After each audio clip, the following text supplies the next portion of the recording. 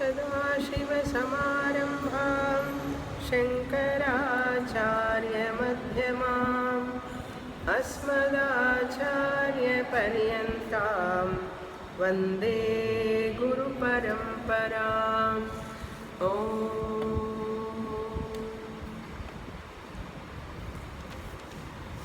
13వ అధ్యాయం 16వ శ్లోకం బహిరంతశ్చ భూతానాం అచరం చరమేవ చ సూక్ష్మత్వాదవిజ్ఞేయం తదవిజ్ఞేయం దూరస్థం చాంతికే చ తత్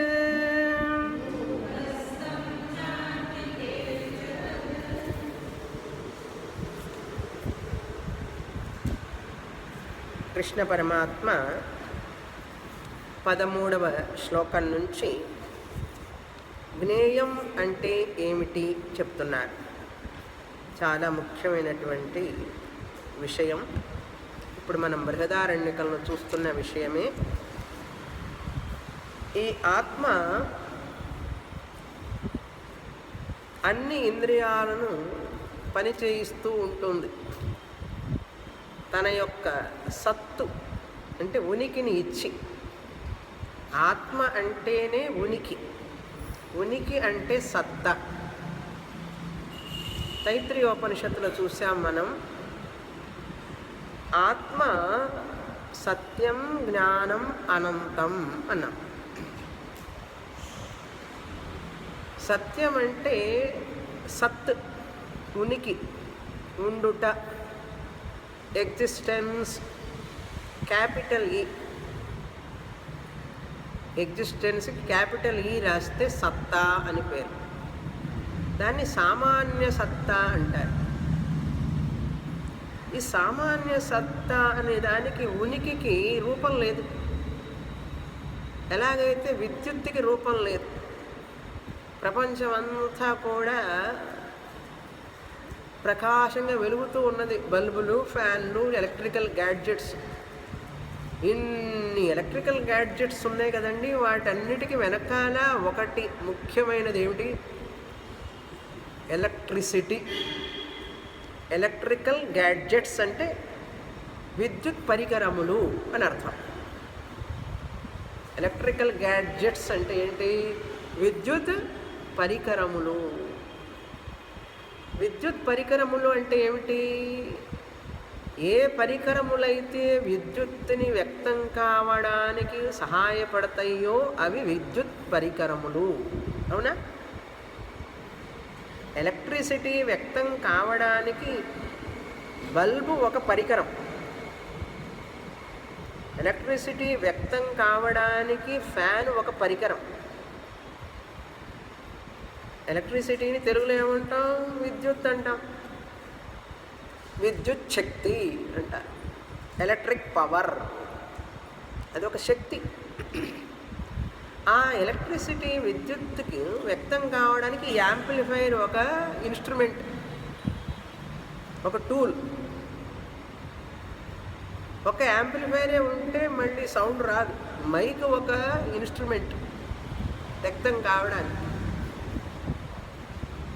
ఎలక్ట్రిసిటీ దానంతట అదిగా వ్యక్తం కాదు. కానీ ఆ ఎలక్ట్రిసిటీ వీటన్నిటిని వెనకాల ఉండి వీటిని పనిచేయిస్తున్నది. అది కంటికి కనపడకుండా. అవునా? దీనికి మనం ఏమైనా పిహెచ్డి చదవాలి, యూనివర్సిటీకి వెళ్ళి చదవాలి? అక్కర్లేదు కదా. పోనీ ఎలక్ట్రిసిటీలో వైర్లో ఎలక్ట్రిసిటీ ఉందా లేదా అని చూడాలి అని అన్నామని, బల్బు వెలుగుతున్నది కదా, అప్పుడు ఎలక్ట్రిసిటీ పాస్ అవుతున్నట్లే కదా వైరు గుండా. లేదు లేదు, నేను ఎలక్ట్రిసిటీ చూడాలి అన్నాడు.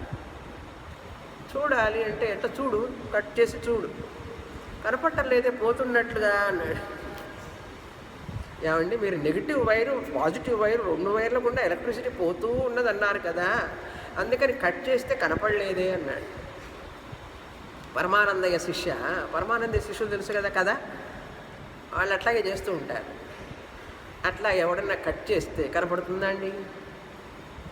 ఎలక్ట్రిసిటీ వైర్లో పాజిటివ్ నెగిటివ్ వైర్లుగా పోతూ ఉన్నదంటే చూస్తానంటే ఎట్లా చూస్తావు? చూడలేవు నాయన, తాకి చూడన్నా షాక్ కొడుతుంది. తాకలేవు. ఇంకా తాకిన తర్వాత అవుటే, ఉన్నదా లేదా ఇంకా తెలుసుకునేవాడు ఎవడు ఉంటాడు? ఏమిటి, ఒకవేళ తాకేవే అనుకో, తాకితే ఏమవుతావు? షాక్ కొట్టి పడిపోతావు. అప్పుడు ఎలక్ట్రిసిటీ ఉంది లేదని తెలుస్తుందా? తెలియదు కదా. కనుక ఎటొచ్చి నువ్వు తెలుసుకోలేవు, కళ్ళతోనూ చూడలేవు. స్పర్శ ద్వారా తెలుసుకుందాం అంటే ఇంకా తెలుసుకునేవాడు ఉండడు తర్వాత. అవునా? ఇప్పుడు ఎప్పుడైనా ఆలోచించారా మీరు? అందుకని గురువు గారు ఏం చేస్తారంటే చేస్తారు. ఏముంది, చిన్న ఎలక్ట్రిసిటీ బల్బు ఫ్యానే కదండి అన్నారు. కానీ ఈ విధంగా ఆలోచించాలి. ఈ విధంగా ఆలోచించేది బల్బు కోసమా, ఎలక్ట్రిసిటీ కోసమా? కథలు చెప్తారండి, పిట్ట కథలు క్లాసుల్లో. కథల కోసమా చెప్తారు. ఆ కథల్లో వెనకాల ఏదో ఉన్నది తెలుసుకునేది నేర్చుకోవాల్సిందనే కదా చెప్తాం. అదేవిధంగా ఎలక్ట్రిసిటీ మర్చిపోండి. ఇప్పుడు ఇంకా బల్బు ఫ్యాను అన్నీ. ఆత్మ కూడా రూపం లేనిది ఇంద్రియాల ద్వారా, శరీరం ద్వారా, మనస్సు ద్వారా వ్యక్తమవుతుంది. ఆ విషయాన్ని నువ్వు గ్రహించాలి. అది గ్రహించడం, అది జ్ఞేయ విషయం. జ్ఞేయం అనేది బ్రహ్మ. ఆ విషయాన్ని ఈ విధంగా నువ్వు అర్థం చేసుకో. ఏ విధంగా? సత్తుగా అర్థం చేసుకో. సద్రూపముగా అన్నిటి యందు ఉన్నది. అది ఎలక్ట్రిసిటీ ఎట్లాగైతే విద్యుత్నిస్తున్నదో ఫ్యాన్కి, ఈ సత్ అనే ఆత్మ చైతన్యం సత్తునిస్తున్నది. మైకు ఉన్నది, ఫ్యాన్ ఉన్నది, ఎలక్ట్రిసిటీ ఉన్నది, క్లాక్ ఉన్నది, క్లిప్ ఉన్నది, పుస్తకం ఉన్నది, ఆయన ఉన్నాడు, ఆమె ఉన్నది, అది ఉన్నది, ఇది ఉన్నది. ఉన్నది ఉన్నది ఉన్నది రూపంలో ఆత్మ ఉన్నది. ఏమండి, నేను ఎప్పుడు చూస్తానండి ఆత్మనన్నాను. మళ్ళీ చూస్తానంటావేమిటి? చూడలేవు కదా. నా దృష్టేర్ ద్రష్టారం పశ్యే.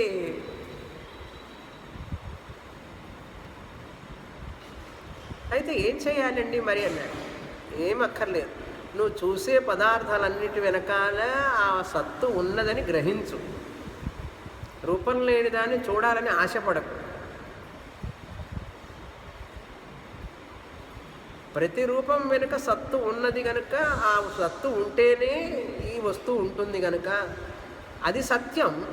ఇది వస్తూ పోతూ ఉంటుంది, సత్తు పోదు, ఏదో ఒక రూపంలో ఉంటుంది. అది ఎప్పుడు పోనటువంటి సత్తు కావాలా నీకు? బల్బు పోతూ వస్తుంటుందండి, చెడిపోతాయి బల్బులు. ఎన్ని బల్బులు మారుస్తాం, ఎన్ని ఫ్యాన్లు మార్చాం.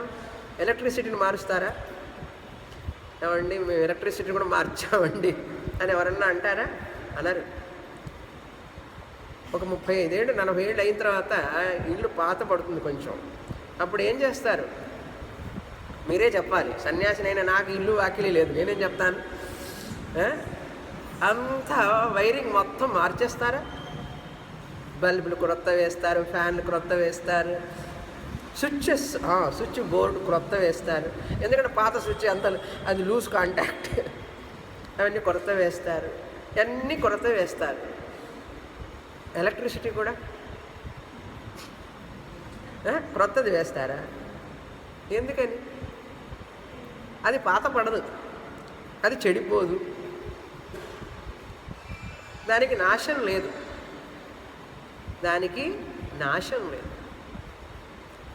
అదేవిధంగా ఈ సత్ అనే దానికి నాశనం లేదు.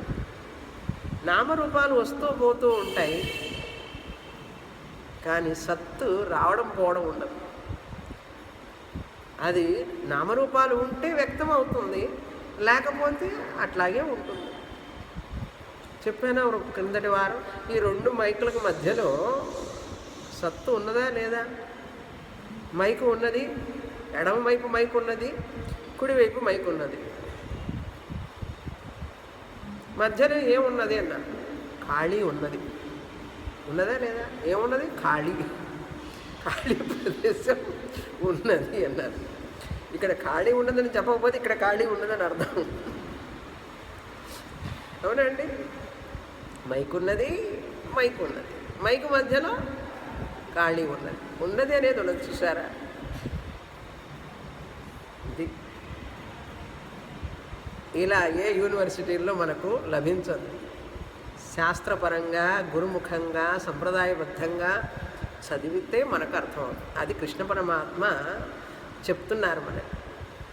కనుక ఆయన ఇప్పుడు సర్వ ఇంద్రియ గుణాభాసం అని చెప్పారు. అన్ని ఇంద్రియాల ద్వారా వ్యక్తమవుతున్నది ఆత్మ. సత్. కళ్ళు ఉన్నాయి, కళ్ళు చూస్తూ ఉన్నాయి, చూసారా? ముక్కు వాసన చూస్తూ ఉన్నది, చెవులు వింటూ ఉన్నాయి, నాలుక వాసన, నాలుక రుచి చూస్తున్నది, చూస్తూ ఉన్నది. ఈ ఉన్నది తీసేసి మాట్లాడండి, కాసేపు చూద్దాం. మాట్లాడలేరు. సర్వ ఇంద్రియ గుణాభాసం 15వ శ్లోకంలో చూసాం క్రిందటి వారం. సర్వ ఇంద్రియ వివర్జితం. నిజంగా ఈ ఇంద్రియాలు దానికి సంబంధించినవా? కాదు, అపవాద చెప్పేశాం. రెండో లైన్లో ఏం చెప్పాం? అసక్తం సర్వభృచ్చైవ. ఇప్పుడు ఎలక్ట్రిసిటీ ఆ ఫ్యాన్లో తిరుగుతున్నారు సరే, ఆ ఎలక్ట్రిసిటీ దానికి ఏదైనా సంబంధం ఉందా? తాకుతుందా? అది దానితో ఏమన్నా కలిసి ఉన్నది? అది ఏం లేదు. ఈ మైక్లో నుంచి ఎలక్ట్రిసిటీ వస్తున్నది, కానీ దానికి దీనికి ఏమైనా సంబంధం ఉందా? ఏం లేదు. అదేవిధంగా ఆత్మ అసక్త. అన్ని ఇంద్రియాల వెనకాల సత్తుగా ఉన్నప్పటికీ కూడా దాన్ని అంటదు అన్నాడు. ఎందుకని అంటదండి అన్నాడు. విద్యుత్తుని ఎందుకు అంటుకోదు? ఈ వైరు, ఆ ఫ్యాను, ఎలక్ట్రిక్ బల్బు, ఆ విద్యుత్తుని ఎందుకు అంటుకోదు చెప్పండి మీరే? రూపం లేని దాన్ని అంటుకోలేదు. విద్యుత్తుకి రూపం లేదు కదా. రూపం లేని దాన్ని ఎట్లా అంటుకుంటుంది? దానికి భాగాలు లేవు, పార్ట్స్ లేవు, నిరవయవం, నిరాకారం. ఆకారం లేని దానితో ఏది సంబంధం పెట్టుకోలేదు. ఎలక్ట్రిసిటీకి ఆకారం లేదు కనుక ఫ్యాన్ ఎలక్ట్రిసిటీతో సంబంధం కలిగి ఉండలేదు. అదేవిధంగా ఈ ఉనికి అనే దానికి కూడా, సత్ అనే దానికి కూడా ఆకారం లేకపోవడం వలన నిరాకారమైన సత్తు ఆత్మ చైతన్యం ఈ యొక్క ఇంద్రియాలు, వీటి గుణాలు, వీటి యొక్క దోషాలన్నీ కూడా ఇందాక చూసాం కదా, జరా మరణం, శోకమోహాలు, ఆకలి దప్పికలు, ఇవన్నీ వీటికి సంబంధించినవే. వీటికి సంబంధించినవే కానీ ఆత్మకి ఆకారం లేకపోవడం వలన ఇవి ఆత్మని అంటుకోలేవు. ఆత్మ అంటే ఎవరు? మళ్ళీ సత్. ఆ సత్ అనేటటువంటి ఆత్మకి ఆకారం లేకపోవటం వలన అసక్త.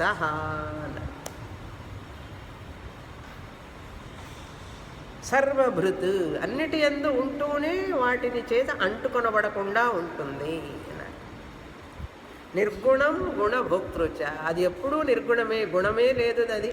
అన్ని గుణాల వెనక ఉన్నప్పటికీ కూడా సత్వగుణం, రజోగుణం, తమోగుణం కలిగినటువంటి శరీరం, మనస్సు, బుద్ధి ఇవన్నీ కూడా వాటి వెనకాల ఉన్నప్పటికీ కూడా అది నిర్గుణమే. Thank God. అబ్బా బతికిపోయాం. లేకపోతే ఏమిటో ఇంకంతే. అందుకని ఎప్పటికీ కూడా ఆత్మ సంఘం ఏర్పడదు దేనితో కూడా. ఆకారం లేని దానికి సంఘం ఏర్పడదు. తర్వాత శ్లోకం చదివాం. బహిః అంతః భూతానాం. ఈ సత్ అనేటువంటి ఉనికి తత్వం, ఆత్మతత్వం ఎక్కడుంది? బహిః అంతః. భూతానాం. జీవరాశులకి లోపల ఉన్నది, బయట ఉన్నది. లోపల అంటే ఏమిటి? శరీరంలో. ఈ శరీరంలో ఉన్నదా లేదా? ఎట్లా ఉన్నది? కిడ్నీ ఉన్నదా లేదా? ఉన్నది. ప్యాంక్రియాస్ ఉన్నాయా లేవా? ఉన్నాయి. హార్ట్ ఉన్నదా లేదా? హార్ట్ ఉన్నదా లేదా? ఉన్నది. అంటే శరీరం లోపలి భాగాల్లో ఉన్నది అనే రూపంలో ఉన్నదా లేదా? ఉన్నదా లేదా? అప్పుడప్పుడు సందేహం వస్తుందంటారు. ఇప్పుడు ఆకలి ఉన్నదా లేదా? లోపల ఉన్నదా బయట ఉన్నదా? అది అడిగితే బాగా తెలుస్తుంది. అంటే ఆకలి లోపల ఉన్నదా బయట ఉన్నదా? ఎక్కడుందండి ఆకలి? తలలో ఉందా కాలులో ఉన్నదా? తలలో కాదు, కాలులో కాదు, పొట్టలో ఉంది. అప్పుడు ఉన్నది అనేది ఉన్నదా లేదా? అక్కడ ఎక్కడ లేదు. అసలు ఉన్నది అనేది ఎక్కడ లేదు. బహి బయట, బయట కూడా ఉన్నది. ఎట్లా ఉన్నది? బహి లోపల ఆకలి రూపంలో ఉన్నది, బయట అన్నం రూపంలో ఉన్నది. లోపల దాహం రూపంలో ఉన్నది, బయట నీరు రూపంలో ఉన్నది. నీరు ఉన్నదే కదా. నీకు దాహం ఉండబట్టే కదా నీరు తాగుతున్నావు. ఉన్న నీరు తాగుతావా, లేని నీరు తాగుతావా? ఉన్న నీళ్ళే కదా తాగుతావా. చలి వేస్తున్నది, నాకు దుప్పటి కప్పుకోవాలని ఉన్నది అన్నాడు.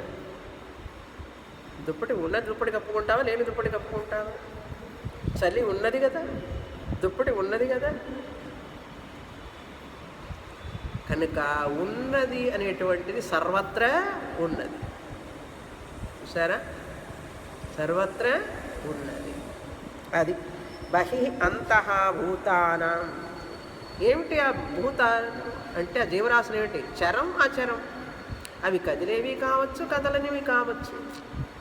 కదలనివి అయితే కుర్చీ ఉన్నది అంటాం. కుర్చీ కదలదు కదా, దానంతటా అది కదలదు. చరం అచరం. మైకు ఉన్నది, కుర్చీ ఉన్నది, హాలు ఉన్నది, ఇల్లు ఉన్నది, కార్పెట్ ఉన్నది. ఇవన్నీ అచరం. అవి వాటంతటా కదలలేవు. మనం కదిలిస్తే తప్ప అవి కదలవు. చరం మనుషులు, జీవరాశులు, పక్షులు, పశువులు ఇవన్నీ కూడా కదిలేవి.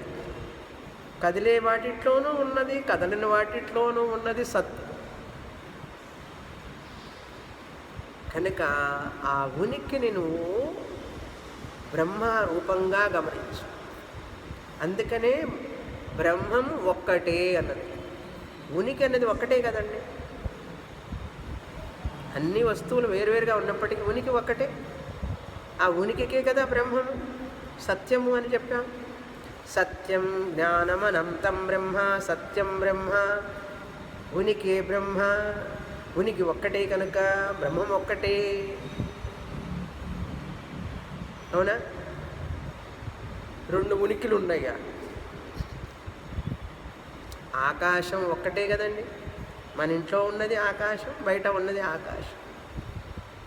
ఒకటే ఆకాశం. కాబట్టి చోటు, స్థలం, ఆకాశం చాలా దగ్గర పోలికలు ఆత్మకి. అందుకని కృష్ణ పరమాత్మ ఇప్పుడు ఈ 2-3 శ్లోకాల్లో ఆత్మని ఆకాశంతో పోలుస్తున్నారు, ప్రకాశంతో పోల్చబోతున్నారు. ఇంకొక విషయం చూడండి. ఇప్పుడు ఈ గోడ ఉన్న చోట ఉనికి ఉన్నదా లేదా? సత్. ఆకాశం ఉన్నదా లేదా? ఉదాహరణకి ఆ గోడ ఉన్న చోట, గోడకి బయట ఉన్నదండి ఆకాశం, హాలుకి బయట ఉన్నది ఆకాశం, లోపల ఉన్నది. గోడ ఉన్న చోట ఉన్నదా లేదా ఆకాశం?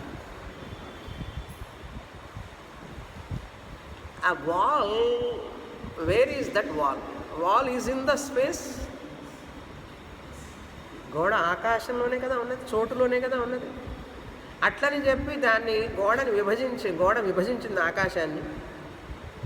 గోడ విభజించింది అనుకోండి, గోడకు బయట ఆకాశం, గోడ లోపల ఆకాశం. అప్పుడు గోడ ఉన్న చోట ఆకాశం లేదన్నట్లు అవుతుంది. గోడ ఉన్న చోట ఆకాశం లేదనుకోండి, గోడ ఉన్న చోట ఆకాశం లేదు అనుకోండి, అప్పుడు అది ఎక్కడ ఉంటుంది గోడ? If the space is not there where the wall is, suppose space is outside, space is inside. Space is outside the hall, space is inside the hall. If you say space is inside the hall and outside the hall, but where is the wall? Wall is in between the hall and outer space. That means there is no space where the wall is. గోడ ఉన్న చోట చోటు లేదా? లేదు. లేదన్నావే అనుకో, అప్పుడు అది ఎక్కడ ఉన్నది? శూన్యంలో ఉంటుందా? Wall is also in the space. అంటే గోడ కూడా స్పేస్ ఉన్న చోటనే ఉన్నది. అదేవిధంగా ఆత్మ శరీరం లోపల ఉన్నది, శరీరం బయట ఉన్నది, చర వస్తువులో ఉన్నది, అచర వస్తువులోనూ ఉన్నది. అది ఉన్న చోట ఉన్నది, ఆ వస్తువు ఉన్న చోట కూడా ఉన్నది. బయట ఉన్నది లోపల ఉన్నదండి, అది ఉన్న చోట మాత్రం లేదన్నాడు. దేనికి బయట ఉన్నదన్నాడు? ఈ శరీరానికి లోపల ఉన్నది, శరీరానికి బయట ఉన్నది. శరీరం ఉన్న చోట ఉనికి ఉందా లేదా? శరీరం ఉన్న చోట శరీరం లోపల ఉన్నదన్నావు, శరీరానికి బయట ఉన్నదన్నావు. అప్పుడు శరీరం ఉన్న చోట, ఇందాక గోడ గురించి చెప్పాను, అందుకని ఏమిటండి గోడ గురించి ఇంతసేపు చెప్తారు మాకు? నేను ఒక స్టూడెంట్ అంటున్నాను, ఏమిటి స్వామిని outer space, inner space, part space, total space అరగంట సేపు చెప్తే ఎవరు వస్తారండి? ఎల్కేజీ లెసన్ అంటున్నాడు ఆయన. నేనన్నా శ్రద్ధ ఉన్నవాళ్ళు వస్తారు, శ్రద్ధ లేనివాడు రారన్నా. పార్ట్ స్పేస్, టోటల్ స్పేస్ అర్థం చేసుకునేటప్పటికీ నీకు 20 ఏళ్ళు పడుతుంది, అంత తేలికేం కాదు. అది first pre-KG lesson, LKG lesson మాదిరిగా అనిపిస్తుంది. ఇప్పుడు చూడండి, దృష్టాంతం నుంచి దాష్టాంతానికి రాగానే మనం బక్కుమంటుంది. దృష్టాంతం అర్థం కావడం తేలికే. ఉదాహరణ, గోడ బయట చోటు ఉన్నది, ఆకాశం ఉంది, గోడ లోపల ఆకాశం ఉన్నది, గోడ ఉన్న చోట ఉన్నదంటే తలకాయ ఊపారు. దాష్టాంతానికి రండి. ఈ ఉనికి అనేది శరీరానికి బయట ఉన్నది అన్నారు కృష్ణ పరమాత్మ. బహిహి అంతః, శరీరం లోపల ఉందన్నారు. అప్పుడు శరీరం ఉన్న చోట ఉన్నదా లేదా? శరీరం లోపల కదయ్యా ఉందన్నావు, శరీరం ఉన్న చోట శూన్యమా? అందుకని ఆ ఎగ్జాంపుల్ చెప్పాను, అర్థమైనట్లుగా ఉంటుంది. కనుక గురువుగారు మళ్ళీ చెప్పిన లెసనే చెప్తున్నారు అంటే ఇది ఇందులో ఏదో తాత్పర్యం ఉన్నది అని శిష్యుడు ఆలోచించాలే తప్ప ఇది ఎల్కేజీ లెసనో యూకేజీ లెసనో మేము విన్నాం కదా అని చెప్పి ఏ శిష్యుడైతే ఆలోచిస్తాడో ఆ శిష్యుడు శిష్యుడే కాదు, శ్రద్ధ లేదని అర్థం. ఒకవేళ ఎవరికైనా అనిపిస్తే, అట్లా అనిపించదు అసలు. ఎవరికైనా అనిపిస్తే వాళ్ళు ఇంకా జిజ్ఞాసులు కాలేదని అర్థం. అర్థమైందా? చెప్పిందే చెప్పడానికి కారణం ఇదే. ఇందాక దృష్టాంతం చెప్తే అర్థమైంది. దాష్టాంతానికి వచ్చినప్పుడు లోపల ఉన్నది శరీరానికి, బయట ఉన్నది అన్నాం. శరీరం ఉన్న చోట ఉన్నదా లేదా? ఉనికి లేదన్నారు అనుకోండి, అప్పుడు శరీరం లేనిదైపోతుంది. అవునా? కనుక శరీరం ఉన్న చోట కూడా ఉనికి ఉన్నది. అందుకే శరీరం ఉన్నది అంటున్నావు. అవునా? మరి ఇంకేమున్నదండి అన్నాడు. ఏమీ లేదు, ఉన్నదే ఉన్నది. ఈ శరీరం నశించిపోయేది, నీటి బుడగ లాంటిది కనపడుతుంది, మళ్ళీ పోతుంది. పోనిటువంటిది ఒక్కటే ఉన్నది, ఉనికి. అచరం చరమేవచ అవిజ్ఞేయం. ఇది చాలా చాలా కష్టం తెలుసుకోవటం. కారణం సూక్ష్మత్వాత్, చాలా చాలా సూక్ష్మమైనటువంటిది. రూపం లేనిది సూక్ష్మమే కదండి. మనస్సే నువ్వు తెలుసుకోలేవు, మనసులో ఆలోచనలకే రూపం లేదు. దాన్నే నువ్వు అర్థం చేసుకోలేకపోతుంటే 35 సంవత్సరాలు అయింది పెళ్ళయి, భార్య మనసు ఎట్లా ఆలోచిస్తుందో భర్తకి తెలియదు. అంత సూక్ష్మంగా ఉంటుంది మనస్సు. మనస్సును మించిందండి ఆత్మ, అత్యంత సూక్ష్మం. తస్మాత్ అవిజ్ఞేయం. చాలా కష్టం తెలుసుకోవడం. దానికి నీకు అర్హత కావాలి. ఎంతో వివేకం, ఎంతో వైరాగ్యం, ఎంతో శ్రద్ధ, ఎంతో భక్తి, ఎంతో శ్రమ. శాస్త్రం చదవాలనే తాపత్రయంతో శాస్త్రం చదివితే అప్పుడు ఆ మనస్సు సూక్ష్మం అయితే అప్పుడు అర్థమవుతుంది. కానీ అంతవరకు నీకు అది అర్థం కాదు. అర్థం కాలేదని దిగులు పడుతూ కూర్చుంటే కాదు. అర్థం కావడం కోసం ఏం చెయ్యాలో అది చేస్తే అర్థమవుతుంది. మనసును సూక్ష్మంగా మార్చుకోవాలి. సూక్ష్మంగా మార్చుకోవాలంటే ఇందాక చెప్పాను కదా, శరీర వ్యామోహం తగ్గాలి, మన వ్యామోహం తగ్గాలి, ఇంద్రియాల మీద వ్యామోహం తగ్గాలి, అభిమానం తగ్గాలి, బుద్ధి మీద వ్యామోహం తగ్గాలి. ఇవన్నీ మనకు పరికరాలు. వాటి మీద ఎందుకు వ్యామోహం? మనకు కానీ వ్యామోహం వస్తున్నది కదండి, అదే కదండి మాయ, మోహిని. అంత మాయ చేస్తుంది మనం, అందులో పడిపోతాం. అహంకారం, రాగ, ద్వేష, కోప, తాప వాటి అవి వచ్చి మనల్ని అట్లా ఆడిస్తాయి కాసేపు, తుఫాను వచ్చినట్లుగా. ఈ లోపల ఆత్మ పంచకోశ విలక్షణ ఎక్కడికో పోతుంది, తేలిక కాదు. అందుకని కృష్ణ పరమాత్మ సూక్ష్మత్వాత్, అది అత్యంత సూక్ష్మమైనది కనుక అవిజ్ఞేయం. దూరస్థం చ అంతికే చ తత్, ఇది చెప్పాలి. ఈ రెండో లైన్ను మనం చూస్తున్నాం. లాస్ట్ క్లాస్లో మొదటి లైన్ వరకు చెప్పాను. అందుకని ఏకో విష్ణు మహద్భూతం అన్నారు. ఏకో విష్ణు సర్వం వేవేష్టి చిద్రూపంగా ఆ పరమాత్మ మహద్భూతం. అన్ని జీవరాశుల్లో పృథగ్భూతాన్ అనేకశః, అనేక రూపాల్లో సత్ సత్ సత్తుగా వ్యక్తమవుతున్నాడు, అన్ని రూపాలలో వ్యక్తమవుతున్నాడు.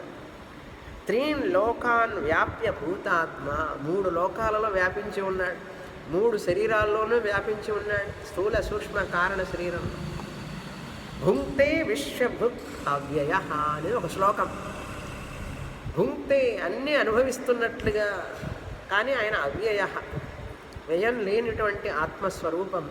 ఉనికి భుంక్తే, తింటున్నట్లుగా, ఉంటున్నట్లుగా, వింటున్నట్లుగా, చూస్తున్నట్లుగా, నడుస్తున్నట్లుగా. చూడండి, కనుక ప్రతిదీ మనం చూసేదంతా బ్రహ్మమే. మనం కళ్ళు తెరిచినా కళ్ళు మూసినా బ్రహ్మమే. ప్రత్యేక దర్శనం అక్కర్లేదు. ప్రత్యేక దర్శనం కావాలనే కోరిక నుంచి బయటపడాలి మనం ఫస్ట్. చూసేవాడు, చూడబడేది అన్నీ కూడా బ్రహ్మమైనప్పుడు ఎవరిని చూడాలి? చూసేవాడు, చూడబడేవాడు, సర్వం సద్రూపం బ్రహ్మ అని తెలుసుకోవాలి. ఎప్పుడైతే నువ్వు ఈ శరీరానికి అతీతంగా నీ మనస్సును అలా ఆత్మచింతనకి తీసుకువెళ్తావో, గురుముఖతః విన్న శాస్త్రం ద్వారా, అప్పుడు నీకు బోధపడుతుంది. చూడండి, దూరస్థంచ తత్ అంతికే చ. చూడండి ఈ విషయం ఎంత చక్కగా చెప్తున్నారు. ఆ ఆత్మ చాలా దగ్గర, చాలా దూరం అంటున్నారు. ఏమండి, దగ్గర అయితే దూరం కాదు, దూరం అయితే దగ్గర కాదు. మరి ఏమిటి ఇలా చెప్తున్నారు కృష్ణ పరమాత్మ? ఆ ఆత్మ చాలా దగ్గర, తెలుసుకున్న వాళ్ళకి దగ్గర, తెలియని వాళ్ళకి దూరం ఉన్నారు. ఎంతెంత దూరం అన్నాడు? చాలా చాలా దూరం. ఎవరికి?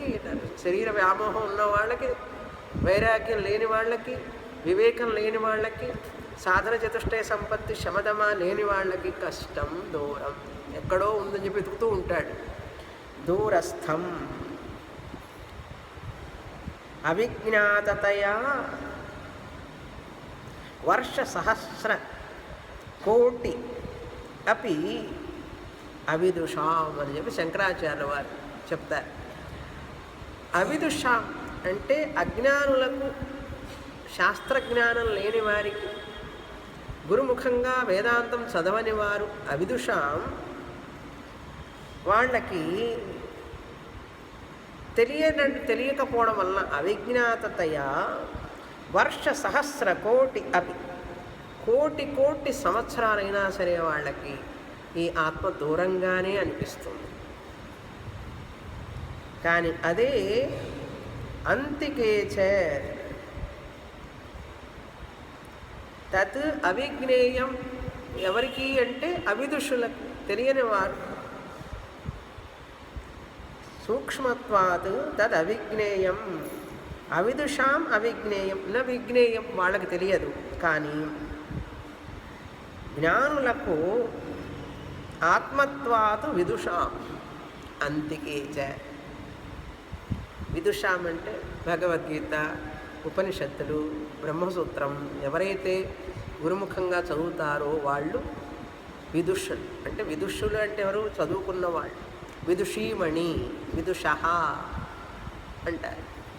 విదుషాం వారికి, శాస్త్రాన్ని చదువుకున్న వారికి, వారికి ఏమిటి దగ్గర అన్నారు. అంతికేచ, దగ్గర అంటే ఎంత దగ్గర అండి అన్నారు. ఎంత దగ్గర అని కాదు, జీరో గ్యాప్. ఎంత గ్యాప్ ఉంటుందండి? 1 అంగుళమా 2 అంగుళాల దగ్గర అండి. No space gap, no time gap. అక్కడ అసలు తేడా ఉండదు. ఆత్మత్వాత్. ఎంత దగ్గర అని చెప్పి అడగకూడదు. How near, how much near, ఎంత దగ్గర అండి. జీరో, డిస్టెన్స్ ఈజ్ జీరో అంటే ఏమిటి అర్థం? ఆత్మత్వాత్, అది నేనే అయి ఉండడం వలన అది అత్యంత సమీపం. ఇంకా ఏదో చెప్పాలి కాబట్టి లాంగ్వేజ్ యూజ్ చేయాలి కనుక అత్యంత సమీపం అని కూడా చెప్పకూడదు. అది నేనే. ఇప్పుడు నేనే అన్నప్పుడు పంచకోశ విలక్షణ ఆర్ పంచకోశ సహిత. పంచకోశ విలక్షణ, పంచకోశాలకు అతీతుడు, వాటిట్లో ఉంటూనే వాటితో సంబంధం లేకుండా ఉంటాడు. ఎవరు ఉండేది? ఆ నేనే. అందుకని నేను ఉన్నాను అంటాం.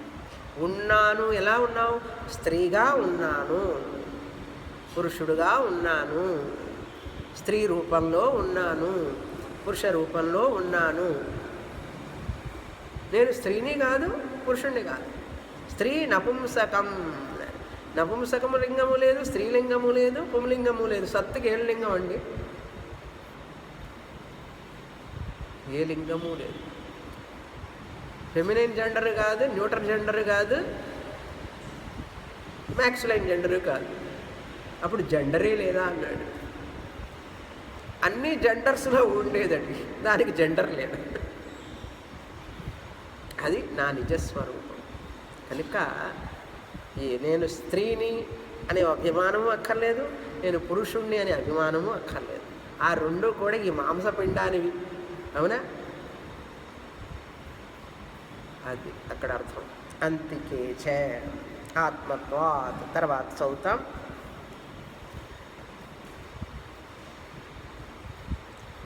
17వ మంత్రం, శ్లోకం. అవిభక్తం చ భూతేషు విభక్తమివ చ స్థితం భూతభర్తృ చ తజ్ఞేయం గ్రసిష్ణు ప్రభవిష్ణు చ.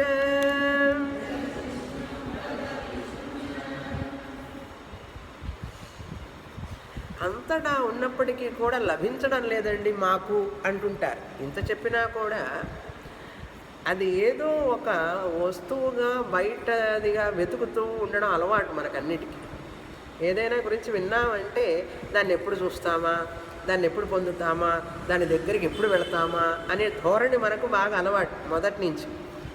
అదే ఆలోచనలో ఉంటుంది మనస్సు, అదే పద్ధతిలో. కనుక ఈ ఆత్మ గురించి కూడా చాలా విన్నాం. అది ఎప్పుడు తెలుస్తుందా మనకు, అది ఎప్పుడు పొందుతామా, దాన్ని ఎలా చూస్తామా అనే ఆలోచన చూసారా, దాన్ని వదలాలి first. I have to drop that notion, the thought to objectify. Objectification orientation నుంచి బయటపడాలి.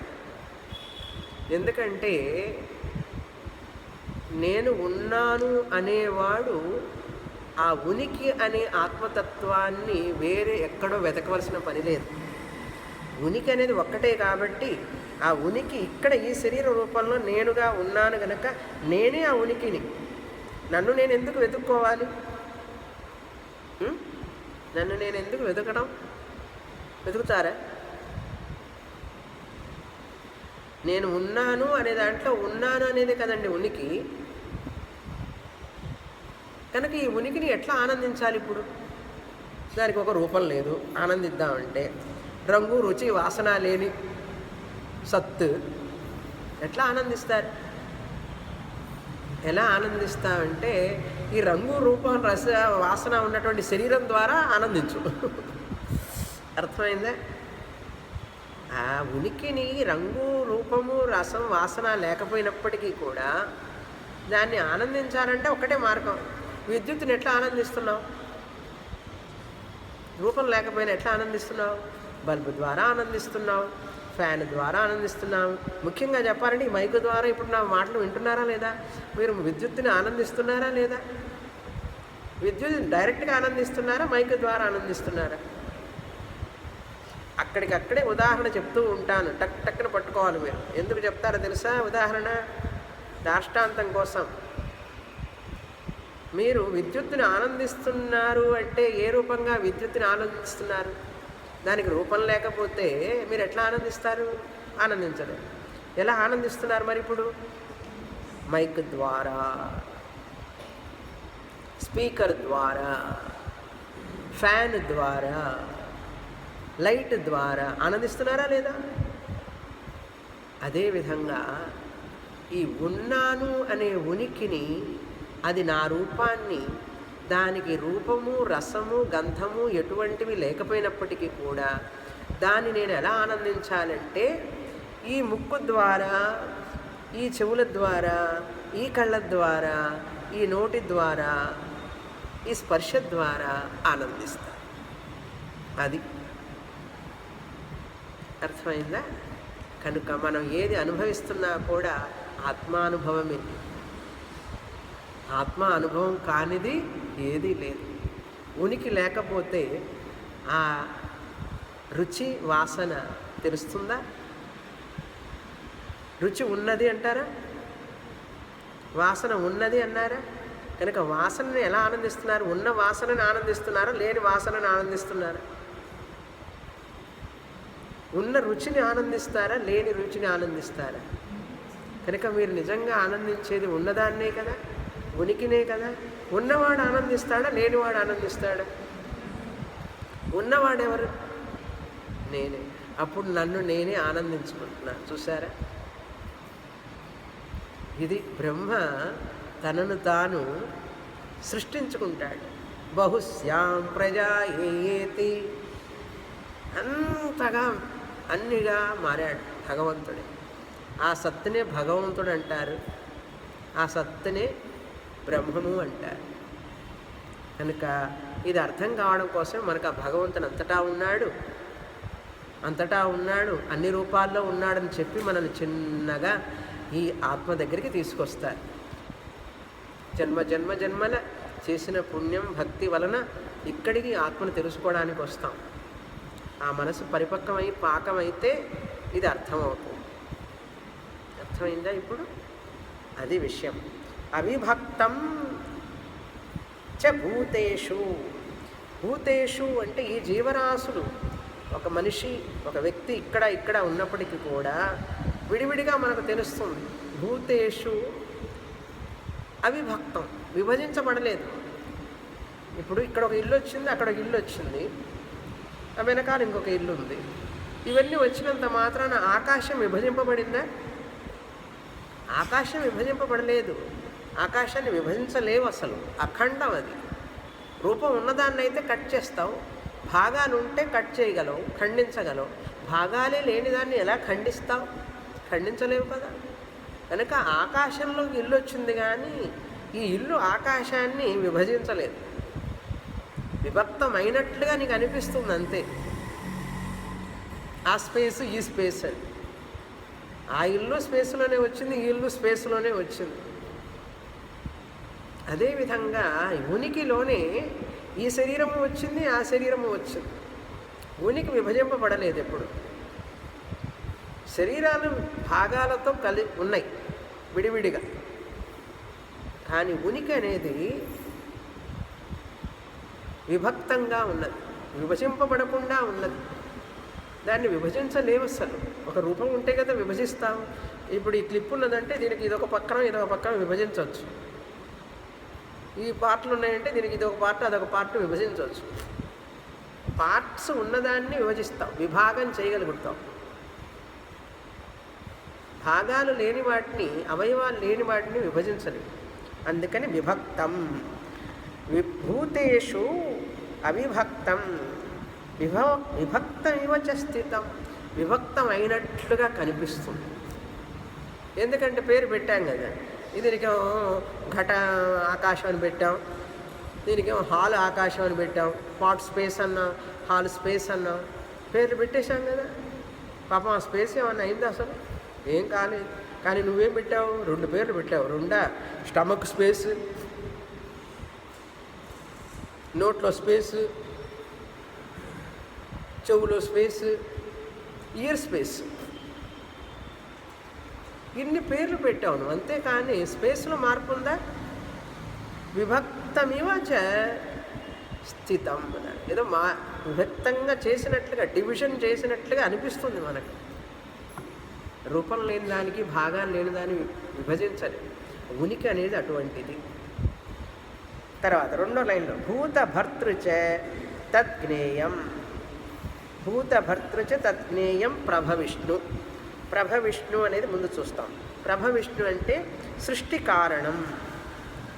ఈ యొక్క సత్తే సృష్టి కారణం. అన్నిటికీ ఇవ్వండి సత్తే కదా ఇస్తున్నది. పుష్పం ఉన్నది అంటే పుష్పం పుట్టింది, ఇప్పుడు ఉనికినిచ్చింది సత్. సృష్టి కారణం. కొంచెంసేపు అయిన తర్వాత వాడిపోతుంది, ఎండిపోతుంది, కాసేపు ఉంటుంది సస్టినెన్స్. ఫస్ట్ ప్రభవిష్ణు, తర్వాత 2వది ఏంటి? భూతభర్తృ. వాటిని స్థితికర్తగా ఉంటుంది, స్థితికి కారణంగా ఉంటుంది ఉనికి అనేది. ఇవన్నీ చెప్తే అర్థం కాదు, వీళ్ళకి కాస్త తిరుగుతుంది బుర్ర అని చెప్పి మన వాళ్ళు ఏం చెప్పారంటే, భగవంతుడి పేరు పెట్టి ఆయనకి కాళ్ళు, ముక్కు, చెవులు అన్ని రూపాలు ఇచ్చి సత్తుకి ఆయనే సృష్టి చేశాడు. బొమ్మను చేసి ప్రాణము పోసి అని చెప్పి కథలు చెప్పి మన వాళ్ళు ఆయనే సృష్టికర్త, ఆయనే స్థితికర్త, ఆయనే లయకర్త కనుక ఆయన నమ్ముకో అంటే, పాపం ఈ పిచ్చి భక్తుడు నమ్ముకొని కొంతకాలానికి అప్పుడు ఆయన ఏమంటాడు, దా చిన్నగా నా దగ్గరికి రా, నీకు ఒక రోజుకి ఒక స్వామిని గారిని ఇస్తాను, ఇచ్చి నీకు నా అసలు రూపాన్ని చెప్తాను, అప్పటికి నేను కాస్త తయారు చేస్తాను అని చెప్పి ఆయన ఆ గుడికి ఈ గుడికి తిప్పి నిన్ను ఆ పూజలు ఈ పూజలు చేయించి ఎలాగోలా నీకు దీని మీద ఇంట్రెస్ట్ కలిగేట్లు చేస్తాడు. అందుకు అర్థమైందా?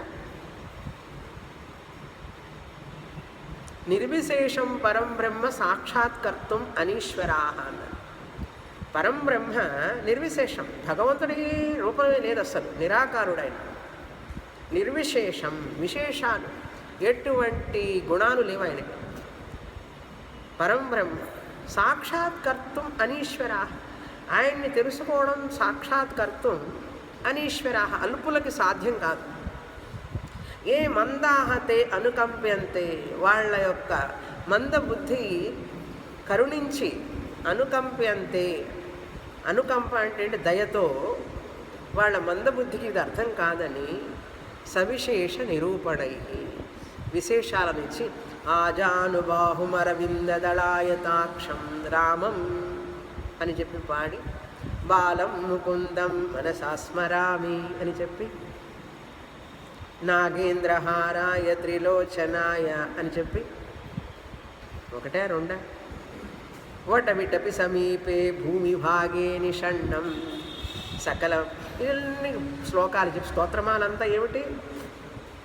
ఇన్ని రూపాలు చెప్పి మనకు రకరకాలుగా చెప్పి చిన్నగా మనల్ని ఆ నిరాకారమైన దాన్ని తీసుకెళ్ళటం కోసం ఇదంతా ప్రయత్నం.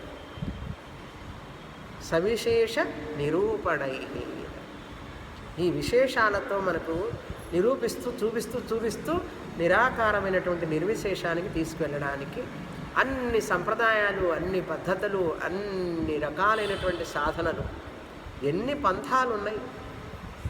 శైవ మతం ఏంటి, వైష్ణవ మతం ఏమిటి, గాణాపత్య మతం ఏమిటి, రకరకాల రూపాలు, రకరకాల పూజలు, రకరకాల ఉపాసనలు, రకరకాల సాధనలు అన్నీ కూడా అక్కడికి తీసుకెళ్ళడం కోసం. అక్కడికంటే ఎక్కడికి? యో వేదనిహితం గుహాయాం పరమే వ్యోమన్, ఇక్కడ ఉన్న ఆత్మతత్వాన్ని నిన్ను నువ్వు తెలుసుకునేటట్టు చేయడం కోసమే ఈ మొత్తం పెద్ద డిజైన్ అండి, వేదిక డిజైన్. ఇది అర్థం చేసుకోవాలంటే నీకు చాలా విశాలమైనటువంటి మనస్సు బుద్ధి కావాలి. సద్భక్తి, సద్భావన, సద్గురువు, సద్గ్రంథం ఇవన్నీ ఉంటే నువ్వు అలా పరమాత్మ స్వరూపాన్ని తెలుసుకొని ఆనందో బ్రహ్మేతి వ్యజానాత్, ఆనంద స్వరూపంగా నిలిచిపోతావు. అది మన మహర్షులు ఇచ్చిన సంపద మనకు. డాలర్స్ సంపాదించుకో, డబ్బులు సంపాదించుకో, పొట్ట నింపుకో, ఇల్లు కొనుక్కో, ఫ్లాట్ కొనుక్కో అని చెప్పలే మన ఋషులు. పుట్టినందుకు మనిషి జన్మని సార్థకం చేసుకో అని చెప్పారు మన వాళ్ళు. అక్షర లక్షం మాటలు అవి. ఆణిముత్యాలు లాంటి మాటలను మనం పెడచెవిన పెట్టాం. మనం పెట్టి బాధపడుతున్నాం. ఈరోజు స్ట్రెస్తో, పొల్యూషన్తో ప్రపంచం అంతా గజగజలాడిపోతుంది. ఇంకొక కొత్తది ఏమొచ్చింది. ఇంతకుముందు చెప్పేదాన్ని వాట్ ఆర్ ద 2 ప్రాబ్లమ్స్ అంటే అందరు చెప్పేవాళ్ళు స్ట్రెస్. ముందు పొల్యూషన్ అని చెప్తారు అందరూ, తర్వాత స్ట్రెస్ అని చెప్పారు. ఇప్పుడు కొత్తది ఒకటి వచ్చింది, గ్లోబల్ వార్మింగ్ అన్నారు. ఒకటి మనమే తెచ్చుకుంటున్నాం ఇవన్నీ కూడా. మన ఋషులు ఆ జీవితమే జీవితం. అటువంటి ఋషి పరంపర మనది. ఈ జ్ఞానాన్ని ఇవ్వడానికి ఆయనే ప్రభవిష్ణువు, ఆయనే సృష్టికర్త, ఆయనే భూతభర్తృ స్థితికర్త, ఆయన ఎవరు మళ్ళీ ఆ సత్తే, ఆ భగవంతుడే రూపాన్ని ఇచ్చిన భగవంతుడు సాకారంగా తీసుకున్నాం. ఆ సత్తే అన్నిటికీ ఉనికికి పుట్టడానికి కారణం, ఉండడానికి కారణం, లయించేది కూడా అందులోనే. ఇప్పుడు ఈ కొండ ఉన్నది అన్నారు చూసారా? ఈ కొండని పగలగొడితే పెంకులు ఉన్నాయి అంటాం. ఆ పెంకులు తీసుకెళ్ళి నీళ్ళల్లో వేస్తే మట్టి ఉన్నది అంటాం. ఉన్నది అనేది మారిందా? మారలేదు. కానీ కొండ పెంకులుగా మారింది, పెంకులు మట్టిగా మారింది. మట్టి మళ్ళీ కొండగా మారుతుంది, మళ్ళీ పెంకులుగా మారుతుంది. కానీ ఉన్నది అనేది మారలేదు. కనుక మారే వాటిని మారేదానిగానే తెలుసుకో, దానిగా అంగీకరించాలి. ఇది పుడుతుంది, కొద్ది కాలం ఉంటుంది, ఇది నశించిపోతుంది. కొండ బాగానే ఒప్పుకుంటారు. శరీరం సంగతి ఏమిటి? శరీరం పుట్టింది, శరీరం ఉంటూ ఉన్నది, శరీరం పోతూ. అలా తెలుసుకున్నప్పుడు బాధ ఉండదు. ఎందుకంటే దాని స్వభావం. దానికి ఎప్పుడైతే వ్యతిరేకంగా ఆలోచిస్తాం, శరీరం ఉంటే ఉండాలి, ఎప్పుడు రోగం రాకూడదు, ముసలితనం రాకూడదు, ఇలాగే ఉండాలి, అప్పుడు నువ్వు ఏం చెప్తున్నట్టు? ఈ యొక్క ప్రకృతికి వ్యతిరేకంగా ఆలోచిస్తున్నట్టు. అవునా? నశించేదాన్ని నశించకుండా ఉండాలని కోరుకోవడం, ముసలితనం వస్తున్నప్పుడు ముసలితనం రాకుండా ఉండాలని కోరుకోవడం, ఇది ప్రకృతికి విరుద్ధం కాదా ఈ ఆలోచన? కనుక నీ శరీరంలో వచ్చే మార్పులన్నింటినీ ఆహ్వానించు. ఈ శరీరంలో వచ్చే మార్పులన్నింటినీ కూడా శరీరం నుంచి గోటి దాకా మార్పులు వస్తూనే ఉంటాయి. పైనుంచి తల నుంచి గోరు దాకా మార్పులు వస్తూనే ఉంటాయి. ఆ మార్పుల్ని మార్పులుగా చూస్తూ వాటిని యాక్సెప్ట్ చేయడం. ఈ విషయం తెలిస్తే యాక్సెప్ట్ చేస్తాం, లేకపోతే శరీరమే నేను అనుకుంటే బాధపడతాం. అందుకని ఈ విషయాన్ని తెలుసుకుంటున్నాం మనం. బాధ అంతా ఇంత కాదు. వ్యాధి బాధ, ముసలితనం బాధ, మరణ బాధ, ఆకలి బాధ, అన్నీ బాధలుగానే ఉంటాయి. కానీ నేను సత్తుని ఈ రూపంగా ఉన్నాను, అనేక రూపాల్లో ఉన్నాను అనుకున్నాను అనుకోండి, వాడికి ఏం బాధ ఉంటుంది? నేను సత్తుని, నాలోనే ఈ శరీరాలు వస్తున్నాయి, పోతున్నాయి. అంతేగాని నేను ఒక శరీరంతో పట్టుకొని కూర్చొని శరీరాన్ని నేను అనుకుంటే బాధ. కానీ నేను అన్ని శరీరాల్లో ప్రభవిష్ణు, భూతభర్తృ, గ్రసిష్ణు, ఉనికిగా, అది ఆత్మగా. అటువంటి స్థితికి వెళ్ళాలి అంటే అంతర్ముఖులం కావాలి, సమయాన్ని అధికంగా ఇవ్వాలి. ఇటు పక్కన ఒక పక్కన మృత్యు పరిగెడుతూ ఉంది తీసుకెళ్ళడానికి శరీరాన్ని. ఈ లోపల మనం ఇటు పరిగెత్తాలి, ఆత్మ వైపుకు పరిగెత్తాలి. శరీరం మృత్యు వైపు పరిగెడుతూ ఉంటే నా మనసుని ఆత్మ వైపుకి తిప్పాను అనుకోండి, అది భక్త మార్కండేయుడి కథ. శివుణ్ణి పట్టుకున్నాడంటే, లింగాన్ని ఆలింగనం చేసుకున్నాడంటే ఏమిటి అర్థం అక్కడ? తన ఆత్మస్వరూపాన్ని ఎప్పుడైతే గ్రహిస్తాడో యమధర్మరాజనే మృత్యు దగ్గరికి రాదు. అంటే ఏమిటి అర్థం? శరీరం నేను కాదు, అది మరణధర్మం కలిగింది అంతే అనేటువంటి నిష్ఠ రావాలి మనిషికి. అంతవరకు మనిషికి దుఃఖం తప్పదు. ఆయనే సృష్టికర్త, ఆత్మే అంటే ఏమిటి? సత్తునిస్తుంది. అది బ్రహ్మవిష్ణు. ఆ సత్తుని ఇచ్చి అట్లాగే ఉంచుతుంది కొంతకాలం ఆ నామరూపాల్లో. అదే భూతభర్తృ అంటే ఆ సత్తుని ఇచ్చి దాన్ని ఉండేట్లు చేస్తుంది. It lends existence. తర్వాత గ్రసిష్ణు, కొంతకాలానికి ఆ నామరూపం నశించిపోగానే ఆ సత్తుని తీసేసుకుంటుంది మళ్ళీ బ్యాక్. అది విషయం అక్కడ. అందుకని 13వ అధ్యాయం ఈ శ్లోకాలు వందల వేల సార్లు చదవాలి. చదివి మననం చేసి లోపల జీర్ణం చేసుకోవాలి. తర్వాత 18వ శ్లోకం. జ్యోతిషామపి తజ్జ్యోతిః తమసః పరముచ్యతే జ్ఞానం జ్ఞేయం జ్ఞానగమ్యం హృది సర్వస్య విష్ఠితం. చాలా ముఖ్యమైన శ్లోకం. ఇంతవరకు ఇప్పుడు సత్తు గురించి చెప్పారు, ఇప్పుడు చిత్తు గురించి చెప్తున్నారు. సత్ అంటే ఎగ్జిస్టెన్స్ అని చెప్పాం, ఉనికి. ఇప్పుడు ఎరుక గురించి చెప్తున్నారు. యామినెస్ అయిపోయింది, ఐ అంటే కాన్షియస్నెస్. నేను ఉన్నాను అనే దాంట్లో ఉన్నాను అనే దాని గురించి చెప్పాను ఇంతవరకు ఎలాబరేట్గా. ఇప్పుడు ఈ నేను ఐఎమ్ కాన్షియస్ బీయింగ్ అంటాం కదా, ఆ ఎరుక అనేటువంటిది చైతన్యం, కాన్షియస్నెస్, ఆ చైతన్యాన్ని గురించి చెప్తున్నారు. ఎటువంటిది అంటే జ్యోతిషామపి తజ్జ్యోతి అన్నారు. ఇది ప్రకాశంతో పోలుస్తున్నారు ఆత్మని. ఇప్పుడు ఇందాక ఆకాశంతో పోల్చారు. విభజింపబడలేదు, ఆకాశంలాగానే ఆత్మ విభజించబడలేదు అని చెప్పాం. శరీరాలు వస్తున్నా పోతున్నా కూడా ఆత్మ విభజింపబడదు. ఈ సత్రూపమైన ఆత్మ. ఇప్పుడు చిద్రూపమైన ఆత్మ అనేటువంటిది ఎలా ఉంటుందంటే జ్యోతి అనే దాంట్లో పోలుస్తున్నారు. ప్రకాశం, జ్యోతి అంటే ప్రకాశం, లైట్.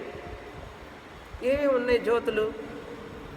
సూర్యుడు ఒక ప్రకాశం, ప్రకాశాన్ని ఇచ్చేవాడు. చంద్రుడు ప్రకాశాన్ని ఇచ్చేవాడు. తర్వాత అగ్ని ప్రకాశాన్ని ఇచ్చేది. ప్రకాశం ఏం చేస్తుంది? వస్తువుల్ని మనకు తెలిసేటట్లుగా చేస్తుంది, అంతే కదా. జ్యోతి ప్రకాశం అనేటువంటిది మనకు ఆ వస్తువులని ఆ విధంగా తెలుసుకునేటట్లు చేసేదే ప్రకాశం, అవునా? Light is that in whose presence things are known. Light అంటే ఏమిటి? దేని సమక్షంలో అయితే మనకు వస్తువులు తెలుస్తాయో అది లైట్, అవునా? సూర్యుడు ఒక లైట్, చంద్రుడు ఒక లైట్, అగ్ని ఒక లైట్. దీపం వెలిగిస్తే అగ్నే కదా, అగ్నితత్వం. శాస్త్రం అంటుంది నీ కళ్ళు కూడా ఒక లైటే. ఎందుకని? కళ్ళ ద్వారా నీకు విషయాలు తెలుస్తున్నాయి కదా, అప్పుడు కళ్ళు కూడా ఒక లైటే. చెవులు కూడా లైటే, చెవుల ద్వారా శబ్దం తెలుస్తున్నది కదా. సౌండ్ ఈజ్ నోన్, అందుకని చెవులు కూడా లైట్తో సమానం. ముక్కు చెవులతో సమానం. పంచ జ్ఞానేంద్రియాలు లైట్తో సమానం. ఎందుకంటే శబ్దం తెలుస్తున్నది, రూపం తెలుస్తున్నది, వాసన తెలుస్తున్నది, స్పర్శ తెలుస్తున్నది. కనుక పంచ జ్ఞానేంద్రియాలు లైట్తో సమానం. మనస్సు కూడా, మనస్సు ద్వారా తెలుసుకుంటున్నావు కదా, మనస్సు కూడా లైట్తో సమానం. ఇన్ని లైట్ల గురించి విన్నారు కదా. ఇప్పుడు ఆత్మ కూడా ఒక లైట్ లాంటిది. కృష్ణ పరమాత్మ చెప్తున్నారు, ఈ లైట్లన్నిటికీ లైట్ అంటున్నారు. జ్యోతిషామపి తత్ జ్యోతి. ఏమిటి అంత సుపీరియర్ క్వాలిటీ ఈ యొక్క ఆత్మకి అంటే సూర్యుడు, చంద్రుడు, అగ్ని, కళ్ళు, ముక్కు, చెవులు, ఈ ఇంద్రియాలు ఇవన్నీ లైటే. వీటి సమక్షంలో అన్నీ తెలుస్తాయి. కానీ ఇవన్నీ పనిచేయడానికి అసలు ఆయన ఉంటే కదా ఆత్మ. ఆ ఉనికి చైతన్య స్వరూపమైన ఆ ప్రకాశ రూపమైనటువంటి జ్యోతి లాంటి ఆత్మ ఉంటేనే కదా ఇవన్నీ తెలుస్తాయి. ఆ ఆత్మ లేకుండా కళ్ళు పనిచేస్తాయా, చూస్తాయా? కనుక జ్యోతిషామపి తజ్జ్యోతి, ఎరుక, కాన్షియస్నెస్. ఐఎమ్ కాన్షియస్ ఆఫ్ అంటారు. ఆ కాన్షియస్ ఆఫ్ అనేటువంటిది, నేను కాన్షియస్ ఆఫ్ వాట్? కాన్షియస్ ఉంటేనే కదా, ప్రకాశమైనటువంటి చైతన్య స్వరూపం వల్లనే కదా సూర్యుడున్నాడు, చంద్రుడున్నాడు తెలుసుకుంటున్నాం. కనుక జ్యోతిషామపి తజ్జ్యోతి తమసః పరం అన్నాడు. సూర్యుడు ఉన్న చోట చీకటి ఉండదు, అవునా? వెలుతురు ఉన్న చోట చీకటి ఉండదు. కానీ ఆత్మ ఉన్న చోట కూడా చీకటి తెలుసుకుంటున్నామో లేదా మనం? I'm conscious of darkness, that's why I'm light of lights అని. సూర్యుడు ఉంటే చీకటి ఉండదండి. చీకటి ఉన్న చోట సూర్యుడు ఉండడు, సూర్యుడు ఉంటే చీకటి ఉండదు. కానీ ఆత్మజ్యోతి ఉన్న చోట చీకటి, వెలుతురు రెండు కోఎగ్జిస్ట్. ఎట్లా అంటే, I know the darkness, I know the light. I'm conscious of light, I'm conscious of darkness. ఇప్పుడు చూడండి, ఇక్కడ ఐఎమ్ కాన్షియస్ ఆఫ్ లైట్, ఇక్కడ లైట్ ఉంది. ఆ బయట చూడండి, కిటికీ బయట. Are you conscious of darkness or not? But this light is not there, అవునా? ఈ లైట్ అక్కడ లేదు, అక్కడ చీకటి ఉన్నది. కానీ నేను ఆ చీకటిని తెలుసుకుంటున్నాను. I illumine the darkness. I illumine the darkness means I'm conscious of darkness. I know that there is a darkness. కనుక ఇప్పుడు నేను జ్యోతియా కాదా?